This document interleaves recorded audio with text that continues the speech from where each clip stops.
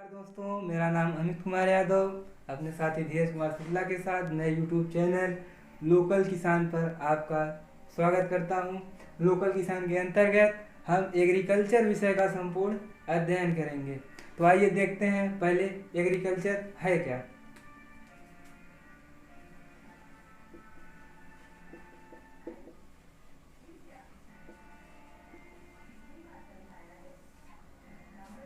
Agriculture Latin भाषा से व्युत्पत्ति हुआ है। यह दो शब्दों से मिलकर बना है। लैटिन भाषा का पहला शब्द है एगर और दूसरा शब्द है कल्चरा। एगर का अर्थ होता है सॉयल और कल्चरा का अर्थ होता है कल्टीवेशन।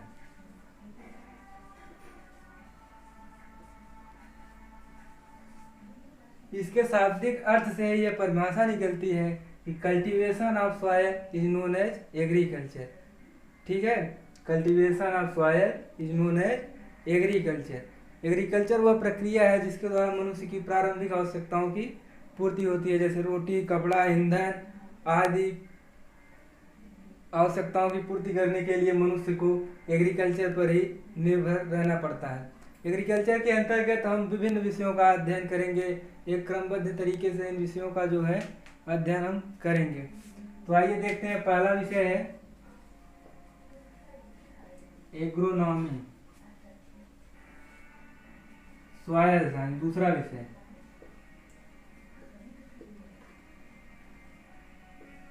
तीसरा विषय है हॉर्टिकल्चर।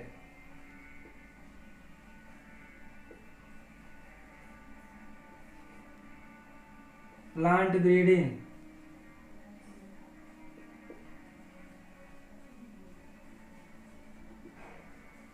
And genetics.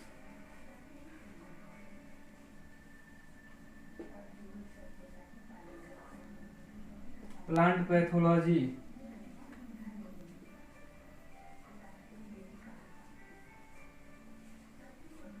अगला विषय है प्लांट फिजियोलॉजी।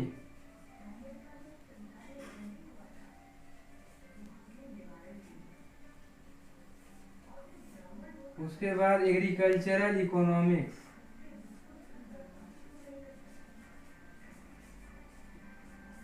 अगला विषय है agricultural extension.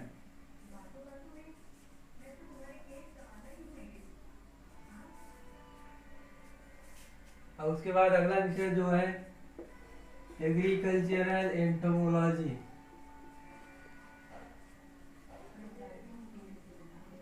Dairy, agricultural chemistry,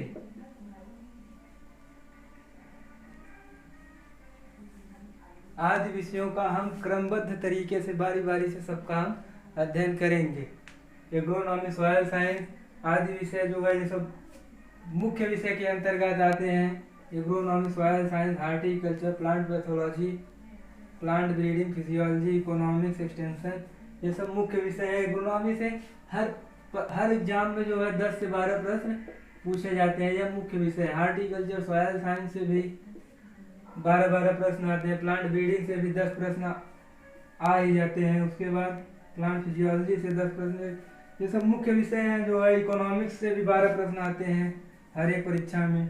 extension से भी 10 प्रश्न कम से कम आ ही जाते हैं। ऐसे हर विषय से जो है 8 से 10 प्रश्न, और इसमें प्रधानता एग्रोनॉमी, सॉयल साइंस और हॉर्टिकल्चर की ही रहती है। इन सब विषयों का हम क्रमबद्ध तरीके से अध्ययन करेंगे। तो हम सबसे पहले उठाते हैं एग्रीकल्चर इकोनॉमिक्स। ये बहुत महत्वपूर्ण विषय है। इस विषय के अंतर्गत 10 से 12 प्रश्न पूछे जाते हैं। तो इकोनॉमिक्स का हम लोग थोड़ा सा इतिहास और उसके बारे में थोड़ी ऊपरी जानकारी लेंगे। उसके बाद हमारा मेन मुख्य जो है फोकस रहेगा एग्रीकल्चरल इकोनॉमिक्स पर। तो आइए देखते हैं पहले एग्रीकल्चरल इकोनॉमिक्स है क्या चीज़। एग्रीकल्चर के बारे में परिचय कराने के बाद, उनके विषयों के बारे में बताने के बाद, अब हम पहला टॉपिक उठा रहे हैं एग्रीकल्चरल इकोनॉमिक्स। एग्रीकल्चरल इकोनॉमिक्स के बारे में हम अब क्रमवार तरीके से अध्ययन करेंगे कि एग्रीकल्चरल इकोनॉमिक्स है क्या। तो एग्रीकल्चर इकोनॉमिक्स पढ़ने से पहले हम देखते हैं कि इकोनॉमिक्स क्या है। इकोनॉमिक्स को देखते हैं तो सर्वप्रथम नाम आता है एडम स्मिथ। एडम स्मिथ का नाम सबसे पहले इसलिए आता है क्योंकि इन्हें फादर ऑफ इकोनॉमिक्स के नाम से जाना जाता है। इन्होंने एक पुस्तक लिखी थी, उस पुस्तक का नाम है वेल्थ ऑफ नेशन, जिसमें इन्होंने यह बताया था कि अर्थशास्त्र एक धन का विज्ञान है। उनके इस बात से एक परिभाषा उन्होंने दी थी जिसे कहते हैं economics is the science of wealth. Economics एक धन का विज्ञान है। उसके बाद जैसे जैसे समय बीतता गया, नए नए वैज्ञानिक अपने अपने तरीके से अलग अलग परिभाषाएं देते गए। मार्शल ने इकोनॉमिक्स को ह्यूमन बिहेवियर के आधार पर कहा। उन्होंने इकोनॉमिक्स कहा कि मानव व्यवहार का विज्ञान ही अर्थशास्त्र है। उसके बाद रॉबिन्सन आए। रॉबिन्सन ने कहा कि ह्यूमन थॉट्स आर अनलिमिटेड। उन्होंने कहा कि मनुष्य की इच्छाएं जो है असीमित है, इसके आधार पे अर्थशास्त्र की कोई निश्चित परिभाषा नहीं दी जा सकती है।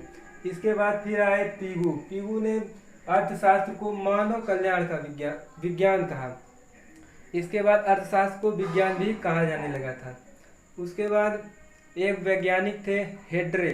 हेड्रे ने अर्थशास्त्र को आदर्श विज्ञान की संज्ञा दी और इस बात का समर्थन गांधी जी ने भी किया था। तो इतना सब देखने के बाद अब हम आते हैं इकोनॉमिक्स के सब्जेक्ट मैटर पर कि इकोनॉमिक्स का सब्जेक्ट मैटर क्या है।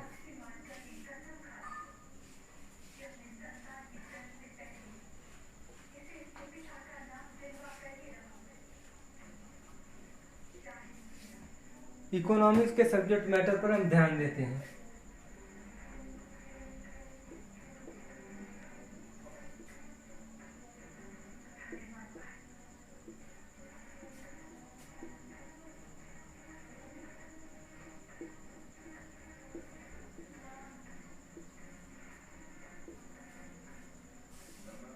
तो अर्थशास्त्र के 5 सब्जेक्ट मैटर है जिसको हम क्रमबद्ध तरीके से देखते हैं। पहला है कंजम्पशन,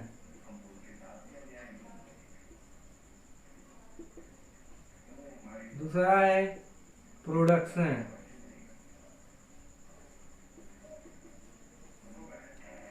और तीसरा है एक्सचेंज।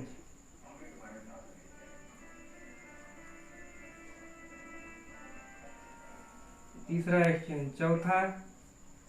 चौथा सब्जेक्ट मैटर है जो है डिस्ट्रीब्यूशन।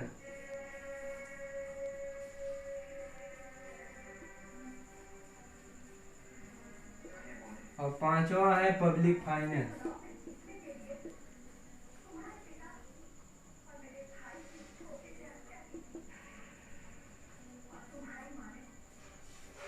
अर्थशास्त्र के ये 5 सब्जेक्ट मैटर है जिनका जो है अध्ययन मुख्य रूप से अर्थशास्त्र के बेस के रूप में किया जाता है। कंजम्पशन मतलब उपभोग करना।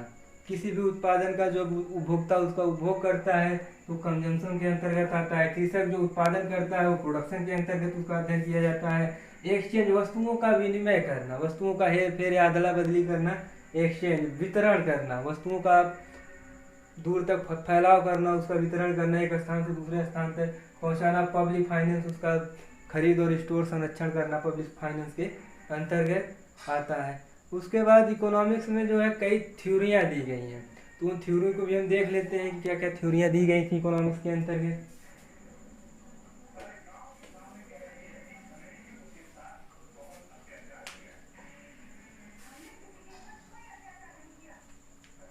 तो सबसे पहली थ्योरी दी गई थी थ्योरी ऑफ प्रॉफिट।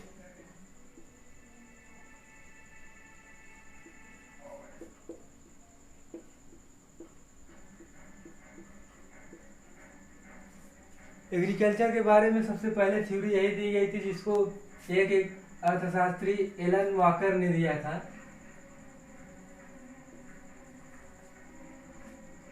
और दूसरी मॉडर्न थ्योरी ऑफ इंटरेस्ट।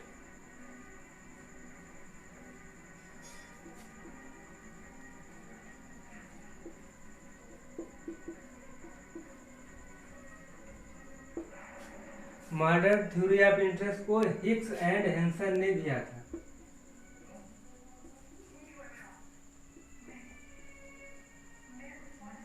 अगली थ्योरी है हमारी पॉपुलेशन की। पॉपुलेशन थ्योरी है जिसको माल्थस ने दिया था।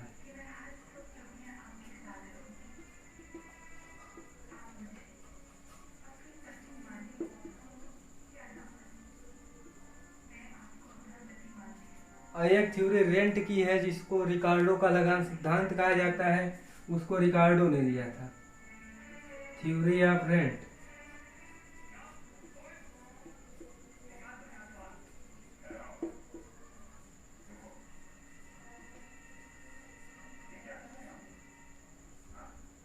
यह रिकार्डो का लगान सिद्धांत है।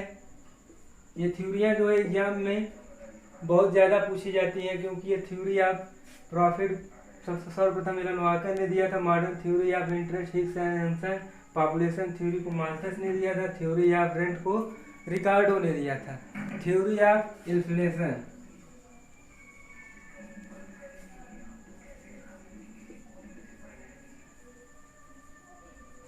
इस थ्योरी को एपी लर्नर ने दिया था।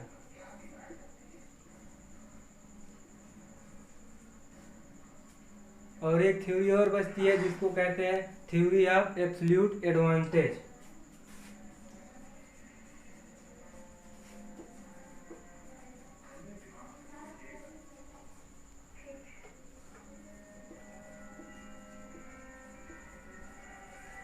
इस थ्योरी को जो है एडम स्मिथ ने दिया था।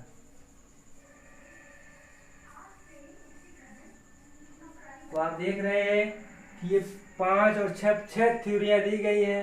जो theory of profit Alan Walker ने दिया था, मॉडर्न थ्योरी ऑफ इंटरेस्ट को हिक्स एंड एंसन ने दिया था, पॉपुलेशन थ्योरी को माल्थस ने दिया था, और थ्योरी ऑफ रेंट लगान का सिद्धांत रिकार्डो ने दिया। सबसे प्रचलित थ्योरी यही मानी जाती है, रिकार्डो का लगान सिद्धांत। यह परीक्षा में सबसे ज़्यादा पूछा जाता है। उसके बाद theory of inflation AP Lerner और theory of absolute advantage Adam Smith ने दिया था।